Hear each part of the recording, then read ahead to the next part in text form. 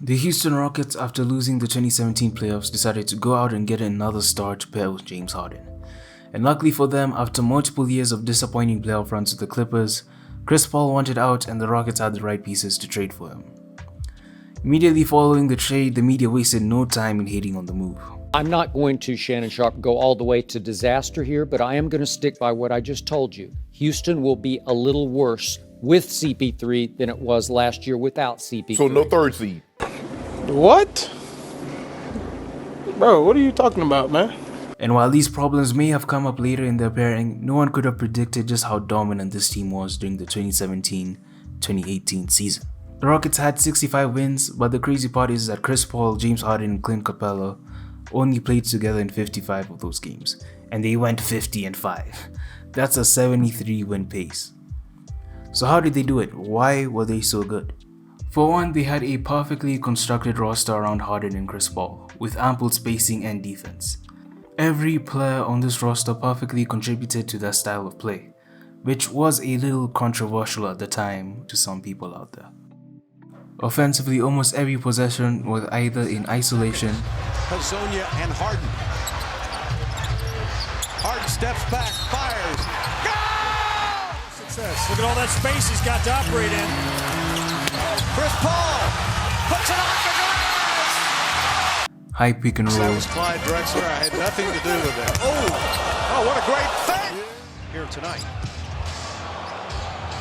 Harden, Euro, the finish. or high pick and roll into isolation. On in. 7 to shoot. Harden, Curry switches off. 4 to shoot.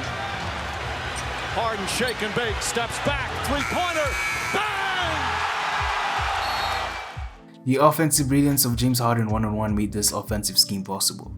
His dribble combination served to get people off balance so he can either take a step back three or drive to the rim. Harden was in his bag and was no doubt one of the greatest isolation players of all time during this season. Just highly efficient stats for Harden. And while his foul drawing was annoying and blasphemous at times, Harden was still very entertaining to watch, at least in my opinion. Oh, man, Harden. Oh, he stared at Wesley Johnson, and then he hits a three. Chris Paul, on the other hand, did his thing in the pick and roll, pretty much doing the same things he's done this year. Check out this video for analysis on Chris Paul's game. But on a high amount of attempts from three, while also playing a lot more in isolation because of the Rockets system. There was a reason for why they played this way. Here's Chris Paul explaining it. Learning how to switch screens and the ISO ball that everybody hated, we played that way because we knew we were going to have to do that in order to beat Golden State. Because just to connect you to the Clippers a little bit, with the Clippers, our offense was so potent. Like, we was just nice, like clicking. Who gave us problems, Bugs? Teams that switched. Golden State. Golden State. We play Golden State. We had like an 11-game losing streak at one point against them. And let me tell you, of course somebody could say it was us. Like, it was us. You know what I mean? It was us. But what I'm saying is the reason they would give us issues is because our offense with the slip screen and going to get JJ and threes, every time we played against any other team, we killed them with that. But when we played against Golden State and they switched screens and did all this stuff, we couldn't run none of our stuff. Could we, Bugs? Like, we couldn't. The continuity was gone. Yeah. So we ended up having a lot of possessions ended 5 or 6 seconds on the shot clock in isolation when we played the Warriors. Doc would be like, move the ball. Why ISO? Move the ball. And I'd be like, ain't nobody open. So boom. Draymond has literally just switched 6 screens. What I mean? And Steph over here guarding DJ. You know what I'm saying? Like, we ain't got nothing, coach. The Warriors' defensive scheme really dominated the league. While they didn't play this way the whole game, sliding Draymond to the 5 and switching every pick and roll really stifled opposing teams offensively, forcing them to play in isolation.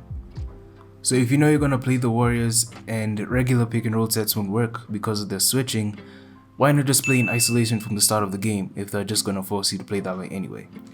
This is the mindset the Rockets had, and to prepare for the Super Team Warriors, they would play iso ball every single game during the regular season. The Rockets also shot a historic amount of threes per game at 42 attempts. No other team even came close to this amount, including the Warriors. Shooting so many threes was by design to give them a puncher's chance at beating the Warriors. And of the 42 attempts they took per game, they hit 36% of them. Their style of play netted them an offensive rating of 114.7, making them the #1 offense in the NBA by a large amount. Defensively, on the other hand, the Rockets employed a switch everything scheme. They played this way once again because of the Warriors. Tell you straight up, when I was at Houston, our defense was so nice. You know what I mean? Especially that first year, because we still had Trevor Ariza and we had Luke. Let me tell you this about switching. Our team was so good in Houston when we went to switching, right? And Houston was really good this year when you talk about switching. And everybody always says, like, oh, they're too small, they're this and that. That may affect rebounding or something like that. But I think this past year, they were one of the top teams in post defense. And the reason is because when you're switching, you're on high alert that the guy in the post is probably in a mismatch. And I'll tell you a quick story about the playoffs and why our season was so good in Houston. We played the entire season when I was in Houston one way, basically defensively, and it was basically to get ready for Golden State, right? I know, me and Bubs, we didn't have this conversation before. We played the whole season learning how to switch screens and the ISO ball that everybody hated. We played that way because we knew we were going to have to do that in order to beat Golden State. The Warriors play a system that involves a lot of movement and cutting and back screening, so really the only way to play them was by switching everything. And the Rockets roster was perfect for this scheme. Ariza, PJ Tucker, and Luke Mbamute could guard every position. Harden, while he wasn't a great perimeter defender, could certainly hold his own in the post. Chris Paul is great on the perimeter and is one of the smartest players on the court. Lastly, Clint Capella was an excellent rim protector, and he could also switch onto the perimeter. This defensive scheme netted them a top 6 defense. So how did this team perform in the playoffs? In the postseason, the Rockets handily defeated the Wolves and the Jazz in 5 games each and was set to face the defending NBA champion Golden State Warriors in the conference finals. With the drive, a facial by James Harden going right at... So after all the preparation to face this team, it paid off as the Rockets took a 3-2 lead over one of the greatest teams of all time. The aggressiveness the Rockets played with and the switch everything scheme no doubt rattled this Warriors team. The Rockets also hunted Curry on defense, forcing him to guard Harden or Paul one-on-one. Even more pressure on the Warriors to open on the road. A step back by Harden. Another 3. Green now. Every other player on that Warriors squad was a great defender, and Curry was the only weak point in certain lineups, so the Rockets targeted him. The other reason they hunted him was to tire him out, leaving him gassed on the other side of the ball. 5 on the shot clock. Paul has to force one. And a deep 3-pointer by Chris Paul. All signs pointed towards the Rockets winning the series, but then disaster struck. Paul guarded by Cook. Paul on the spin. Rebound. Chris Paul off of the court. Well, they might have to drag him because you know he's not going to come off the court. But he is hurt right now.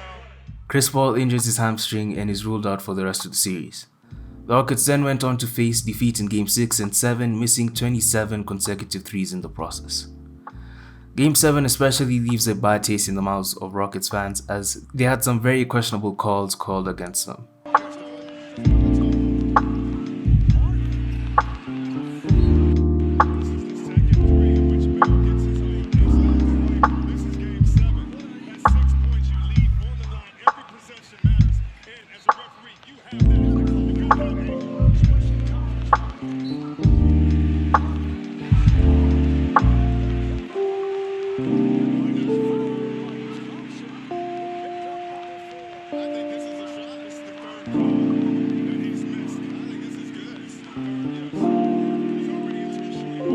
Everything that could have gone wrong went wrong, turning this Rockets team into one of the greatest what-if teams in NBA history.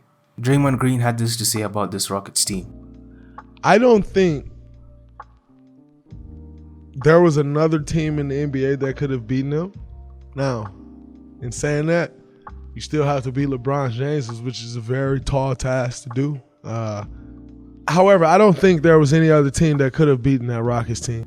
If not for the Super Team Warriors, this team could have been legendary, and many narratives on CP3 and James Harden as players would be very different today. And of course, there are going to be a lot of people who are going to try to discredit this team, but I don't really want to get into those points. Maybe if you guys want to see that on a later episode, I can do that. But yeah. All in all, the 2018 Rockets came very close to beating one of the greatest teams of all time, with the perfect game plan and the perfect roster. If Chris Paul doesn't get injured, if the refs call Game 7 fairly, if the Rockets shot the ball decently well, and they beat the Warriors, this team would be regarded as one of the best of all time. But instead, they're Jan What If, and that's a shame. If you enjoyed this video and want to see more content from me in the future, subscribe to the channel. We're on the road to 100 subs, and yeah, I'd like to hit that soon.